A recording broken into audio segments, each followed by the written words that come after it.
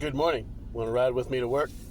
Listen to me ramble on about the nature of reality and what has helped me to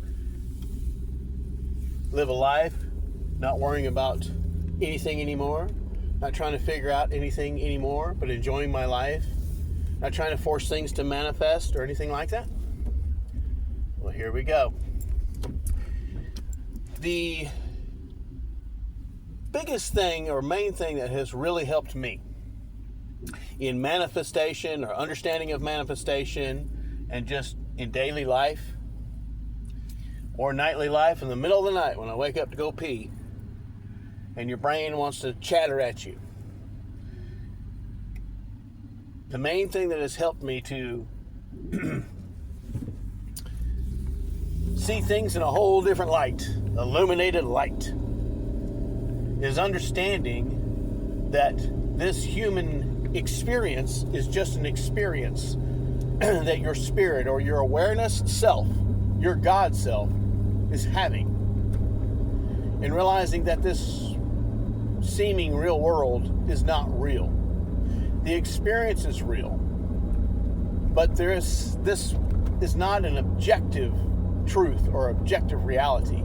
I used to worry about the laws of nature and the tyrannical laws of man and all of these different things until I realized and learned, come to understand and see that awareness, consciousness is the only reality.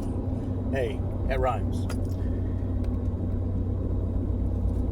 I'll probably butcher his name, but a Coptic Christian from, I believe it's the 3rd century, 4th century, who was basically a Christian mystic, Athanasius, I think is how you say his name, Athanasius, is quoted by Neville Goddard, who was a mystic in the 1930s, 40s, 50s, and 60s, as saying, God became man, that man may become God. Now that Coptic Christian mystic, Athanasius, hopefully I'm saying his name right, was absolutely correct. God became man that man can become God. Well, Manly P. Hall, who studied all the different mystery schools, Freemasonry, Rosicrucianism, ancient Hermeticism, and all the different mystery schools, Kabbalah, things like that, summed up all of his studying to this one little nutshell or kernel of truth. The object of the mystery schools is to help man awaken as God while he's still man, while we're still in this life, to awaken here. You had Meister Eckhart, who I believe lived in the 1300s, if I'm correct, 1200s, 1300s, who was a Catholic monk who came to understanding. If you can't see anything, of course it's still dark outside on my way to work, don't worry, there's nothing to see. It's just to hear, to listen. Anyhow, Meister Eckhart came to understand that God is nothing but your awareness. These different men, mystics, are just an example of all the many different mystics and people who have come to understand. People have had spiritual experiences, mystical experiences, out-of-body experiences, and come to realize that they are not their human self, but that they are consciousness. There are quantum scientists, nuclear physicists, who on YouTube talk about how they've had out-of-body experiences, and before that, they were basically atheists. And they began to realize that their consciousness is separate from their body and separate from their brain. That they are nothing but conscious awareness. I've said it before and we'll keep saying it. People think the all-seeing eye symbol is some evil symbol of the devil. Well, it's a symbol of Lucifer, enlightenment. It absolutely is. It's also the eye of God, the all-seeing eye in the triangle or pyramid. It's you. It represents you, that there is only consciousness. You can say it represents the eye of God, because God, so-called, is nothing but awareness, conscious awareness. Aware of all the different thoughts and ideas and imaginations that can come up, but chooses what to stare at, what to focus upon, what to be aware of. That's why the good YouTubers that talk about manifesting and the good people that wrote good books on manifesting in the past, that all talk about what you're consciously aware of is what manifests or comes in your life. Even if the doctor says you have an incurable disease, or your bank account says you have no money, or you go apply for this dream job you want and you just can't get it, or a dream home that you're wanting and it's too high, it's too expensive, or it's not available, or the realtor says it's already going to be sold, or whatever. But you focus on that you already have it, from the state that you already have the things that you want. That all-seeing eye, that illuminated Luciferian so-called one-world government eyeball is just simply awareness. What are you aware of? What are you focusing your one eyeball on? And you understand how to manifest and how to live this life much more peacefully and happily when you begin to realize that this world is a matrix, but you're not trapped in the matrix. Gnostic Christianity and other philosophies taught and teach that this is a prison planet, or that we want to break the cycle of reincarnation or get away from this world. And Christianity, which is nothing but a death cult, really, all you want to do is you just can't wait to go to heaven to get all your goodies. Don't worry about trying to get anything here. Worry about going, then you go to heaven and you get all your goodies. Okay? You'll get your cloud to sit on and your golden harp to play. And the hymns you're supposed to sing to God all the time. All this silliness and foolishness. You are in this world, but not of this world, Jesus Christ is quoted as saying. Which means you're not of this world. No one really is of this world. This is a video game. And you're playing it with a VR headset, which is your human senses. Your sight, your smell, your taste, your touch, your hearing. And that's how you can, it's like putting on goggles or a mask, a diving mask, when you go in the water. You go underwater, you put that mask on, you can see. You put on your VR headset, you can see this virtual reality, this matrix, this video game. The Kybalion is quoted by a lot of people as saying, the game of life. Lawrence Scovel Shinn, who wrote in the early 1900s, her book, The Game of Life, and How to Play It. She got that saying from a book that was older than hers, The Kybalion, which is a mystical, hermetic book on mysticism, calling this life a game.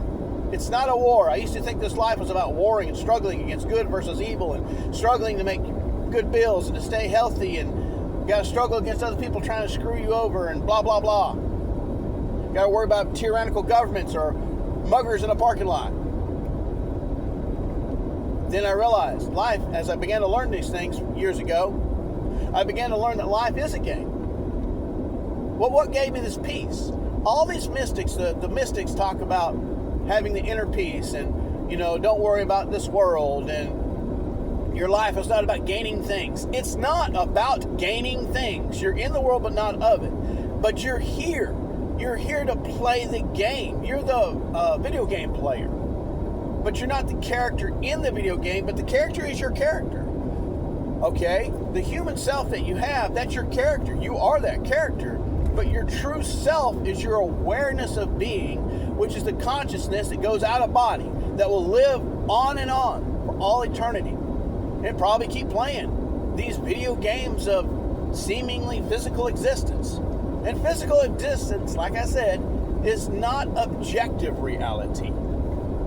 It is subjective, and it is subjective to no one outside of you, no gods, no demons, no angels, no aliens, nothing. Not anyone outside of you, not government tyrants, nothing.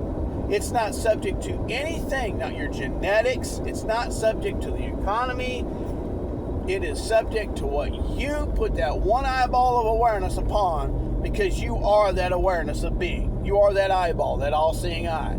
And you can choose what that eye focuses on. Some people misinterpret that focusing as positive thinking. Well, it is positive thinking, but you're not forcing your reality through the power of positive thinking and forcing yourself to think only positive thoughts. That's wrong. When you're trying to force something, that's automatically saying you don't have it. And you're in the state. You can only be in one state of mind or another, one perception or another. So if you're trying to force things or figure things out, how to get what you want or need manifested in this life, that's automatically telling you you're doing from a state you don't have it yet. Instead, what you want to do is look at it like, I already got it. I already have it. And as Neville Goddard said, there's nothing to do because you can do nothing. And people say, yeah, but you got to take action to get that job or money or, lose the weight or get healthy or do this or do that. You got to take the action to go get the tickets to the concert. You got to do the action to go, buy the house that you want, whatever. You'll do those actions. What Neville was talking about, he talked a lot in mystical terminology. He used a lot of Bible verses, but he didn't see the Bible as anything but a mystical book. Like Aleister Crowley, the great beast himself, said, even though he said the Bible is a great mystical book. When you read the Old and New Testament from a mystical perspective, if you look at old religions from a mystical perspective, symbolic of something, not to be taken literally. I took the Bible literally for well over 38 years. God, almost 40 fucking years I took the Bible literally. From a 13-year-old zealous Christian boy on up until I started in my 50s. And when I began to realize that this world is not literal, again, it's not objective, it is subjective. It is subject to where you put your awareness. Your genetics, your present physical standing, everything does not bind you. Outward circumstances do not bind you. Now, a lot of people are just interested in that aspect, the manifesting, and I can have whatever I want. And they, metaphysics is magical, and in a way it is magical. It is magical, and, I could get the boyfriend or the girlfriend or the wife, the husband I want. I can get the car. I can live the life I want, the healing I want, and that's great. But it's another thing, because I'm an ex-Christian and I actually did study my Bible. I know the Bible quite well, where Jesus sent the disciples out to heal people. And they came back rejoicing that they were healing people, casting out demons and all this, that, and the other. And Jesus told them, said, don't rejoice that demons are subject to you and people are healed at your word, but rejoice, this paraphrasing, but rejoice that your name is written in the book of life. And what that means is, yeah, you get all the goodies in this life, but what's most important is spiritual understanding. Because I'll tell you what, people that manifest after a while, sometimes it seems like what I've seen on YouTube and things like that is people say, I can manifest this, that, and the other, big things, little daily things, all this. I can change the course of things by simply where I put my awareness. This is awesome. But then they find that there's something that they can't manifest, or they can manifest everything they want in the world. It's like Jim Carrey said, who has talked about manifesting. He said that he wished everybody could get everything they wanted in this world so they would see that that's not what's going to bring them happiness. It's not. This world is not the truth. This world is just a game to play. This world is not real. The experience is real that you're having. Like when you're watching a movie, a TV show, a Broadway play, or you're playing a video game, they're not real. The experience from those things is very real. You enjoyed your movie or TV show or your play or your video gaming. That is real. And how the game went and how the movie went and all this, that, and the other, that is real. But the actual movies and video games, what's going on in them, is not real. And you're playing a video game avatar, the game of life, in this mental matrix. And it's not real. Matter of fact, as you know, it doesn't live forever.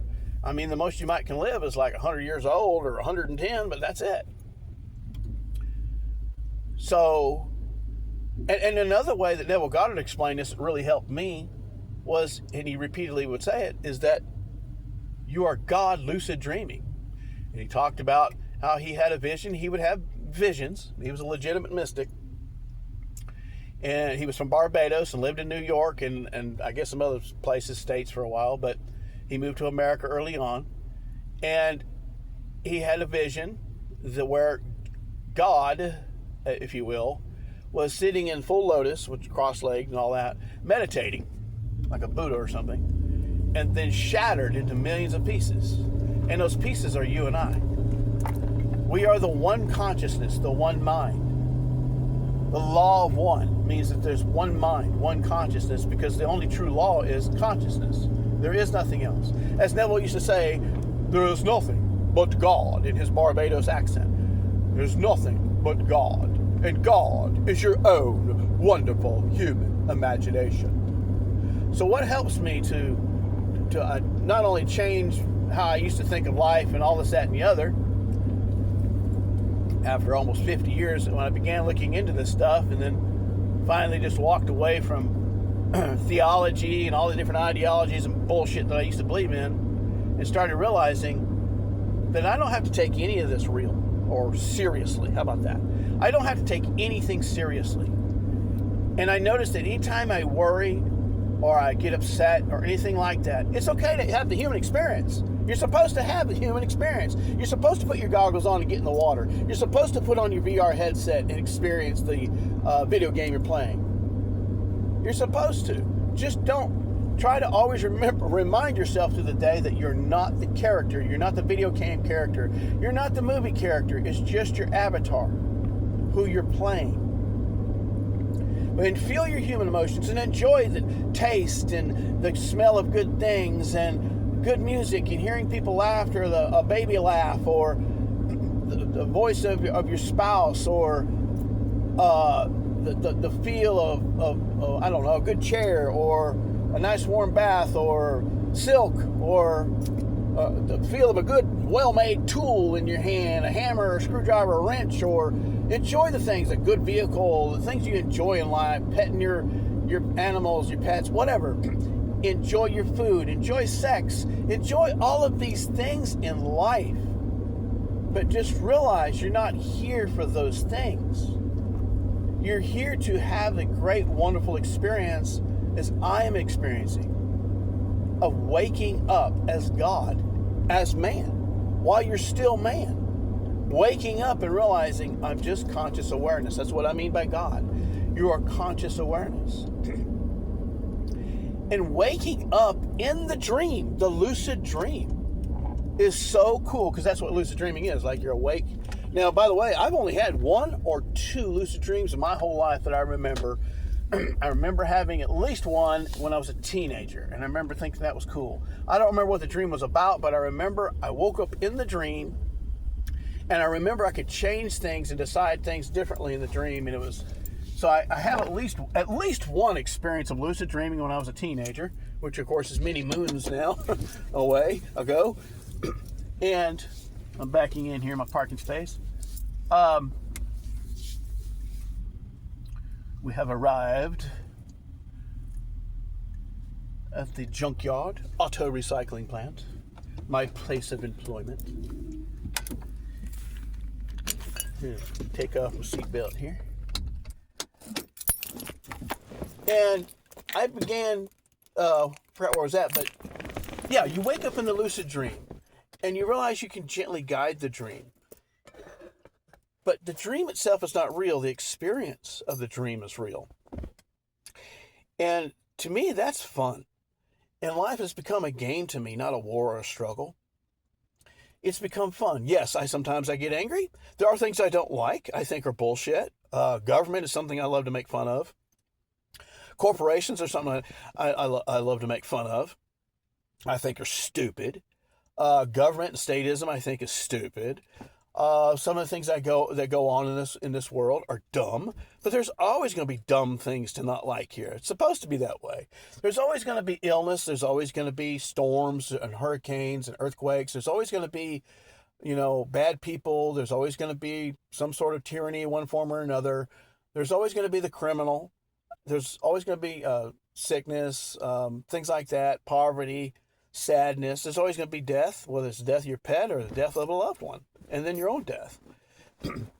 So you're here to play this video game and to have fun, but to know that once you wake up and you realize you are God, all this manifesting, you don't need techniques. That's all bullshit. It's techniqueless manifesting. It is just simply putting your focus, okay, I feel fulfilled now. I desire this thing means I can have it, because you can't desire anything you can't have. And you realize, I already got it. And you just live from the fact that I already got it. Don't look for it out here. Don't condition it that you have to have it to truly be happy. Okay? The new pickup truck or the new job or the new home or whatever. Don't condition, well, I'm not happy until I have it. No. Feel fulfilled already. Whenever you have a desire, accept it. Neville Goddard used to say, when a desire comes upon you, take it now. With the Bible, he would quote the Bible verse where it said, today is the day of salvation. In other words, the moment you have a desire for something, just accept, fulfilled. Oh, I have that.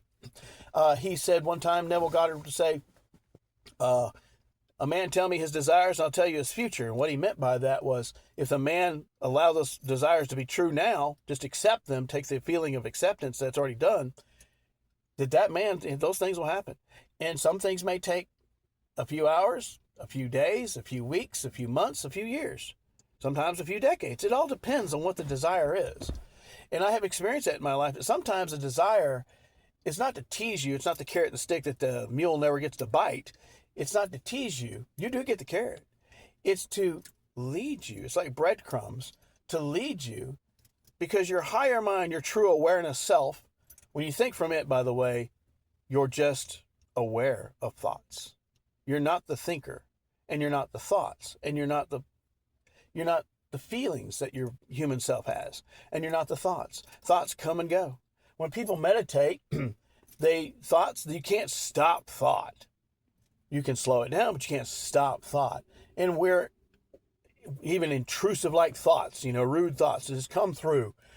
You just let them come and you let them go. You say, meh. So when you have thoughts of negativity or doubt, okay. All right, that came through. Okay. If you have a feeling in your body's bad or stressed out or you're anxious, go, okay, I feel that way. Always look at your so-called demons, or as Carl Jung would talk about, your shadows. Always look at them straight in the eye, and they lose their power. It's when you ignore them that they still have power over you, because you're afraid to look at them. You don't want to look at them because they're so ugly, or you think they're ugly. Look at Medusa in the eyes. Look straight at Medusa. You won't turn to stone. But if you keep trying to avoid looking at those things, this is not about psychoanalyzing or healing your trauma or anything like that. And if you want to do that, those things, that's your business. But you don't have to do any of that. You can realize, I am God. There is only now. There is no yesterday. There's no yesterminute. There's only the immediate now. And you can say, well, I'm not that person I was yesterday. Doesn't matter. I'm not the person that had all those negative thoughts yesterday. It doesn't matter. Whatever happened yesterday doesn't matter. And it doesn't. Pantera, I love heavy metal music. Pantera has a song, Yesterday Don't Mean Shit. And it don't. I also like just rock and roll and hard rock. There's a band, Fastway, and they sing a song, Say What You Will, and you will. And so you say it by what you put your attention on, what you focus on. So when you say, I have plenty of money or good health, and the doctor's report or your bank account says something differently, you don't react to it anymore. Not because you're ignoring it, it's because it has no power to you over anymore. Because you realize it's a video game and things will go as your lucid dream, as you gently direct where things are by where you put your awareness. But what has really, really helped me is that realizing that this world is not real. No one, you can choose how you experience everyone, your spouse, your coworkers, your boss, people at the grocery store, anywhere. You can choose how you experience them. No, they treat me good. No, we get along really well. You can choose it, and I have done this. I have found this is so true. And you don't hold against them. This is where that forgiveness thing comes in. Is you don't hold if they were mean to you yesterday. Say, no, they're nice to me now. They always treat me good. And you don't have to do nothing. You don't have to argue with them. You don't have to manipulate them. You don't have to con them. You don't have to buy them lunch. Nothing. Or buy them flowers or anything. Just simply be you and say, no, this is how it is. I experienced this person wonderfully. Now, if that includes that you buy them lunch or you tell them something or talk to them a little bit or talk out your disagreements or whatever, or you buy them flowers or whatever, it doesn't matter. But you'll do that because you're already in a state that it's been done, that the problem has been fixed. So if there's something you need to do to get more money in your bank account or to get healthier or lose the weight or to get the vehicle you want or whatever it is, or get along with the person you were formerly arguing with, you'll do it because you're already in a state. That's how you find this life is really just a game, and you can change things. People talk about how you can change things instantly. And the person you were just arguing with, knocked down, drag an argument with the day before, or the bad situation, it was just looked like it was not going to be fixed. There was no way, it's just not going to happen. All of a sudden something happens. People have had bills that come up. There was no way they had the money in the last minute because they were in the state that it was already paid. The thing came and happened. They gave them the money to pay the bill, or the bill was forgiven, or whatever, or postponed where they had time to get the money. When you stop being anxious about anything in this life, the Bible even talks about stop being anxious. Another thing in the Bible that used to throw me off, there was a lot of Bible verses that threw me off, especially in the New Testament, things Jesus said. There were things in the epistles that threw me off. One of them was in Philippians. It talks about praying in thanksgiving, thanking God for giving you the thing that you're asking him for. And I always thought, it always threw me off. I'm like, how can you thank him when you don't know what his answer is? You're just asking him. Because you're God. Praying to God is putting your awareness. That's what answers so-called prayers. Is putting your awareness on the fact that it's already answered. You already got what you're wanting or needing. I didn't understand that. Just like I didn't understand the Bible verse about he that has shall have more, and he that hath not, even that will be taken from him. I always thought that was strange until looking at the Bible from a metaphysical instead of a literal point of view. It means if you have a mind of abundance of health or good or wealth or love or abundance of whatever in your life, good stuff, then you're just going to get more of it. But if you're in a lack mindset, you're just going to get more lack and just have more lacking. Don't take the Bible literally. It's something I had to learn as a former Christian of over 38 years. But also don't take this world literally.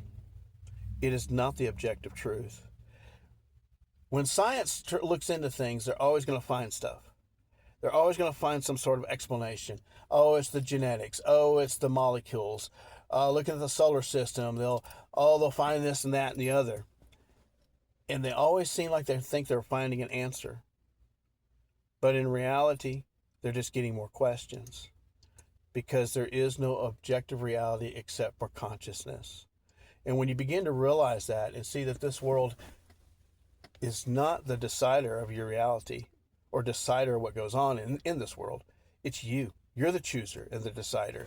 And you choose by choosing what's going to be true for you. And how do you choose what's true for you? When you say, I already got it, doesn't matter. I'm not going to condition my happiness or whether I have it or not. I'm not going to condition believing, well, I'll believe it when I see it. Well, then that'll always be your condition then. It's coming. You believe it's coming, yeah, it will always come. That's why I don't care for hope or faith or any of that bullshit. It's already a done deal. It's already a fucking done deal. But when you realize this world does not determine your reality, you determine this world and how your personal reality works. It becomes fun, and you begin to laugh at things that you used to take so seriously, and you begin to realize you can live the life of your dreams and follow your bliss. As Joseph Campbell said, follow your bliss. That's the purpose of this life. Follow your desires because they will always lead you to more and more and better and better. If you follow your worries and your doubts, then you'll be greedy and hateful and think you got to force everything and manipulate everything. And you may get things in this life, but you won't be miserable.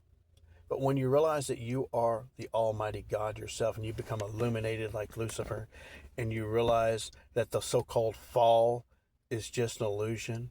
It's just meaning that God became man, that man can become God through saving himself, crucifying himself. Man is crucified in the wood of this world, the tree of this world, to awaken that he is God. Man is crucified on Golgotha, which means the hill of the skull. Christ was crucified on a cross, which is this human body with limbs and a trunk. And he was buried in a tomb, which is a tomb of your mind. He was crucified on a hill called Golgotha, the skull. And that's the mystery. You are the hanged man, like in the Tarot. You are Odin, hung on a tree for 9 days. You are Christ, the crucified Christ, the resurrected Christ. You are the fallen Lucifer, who rises again.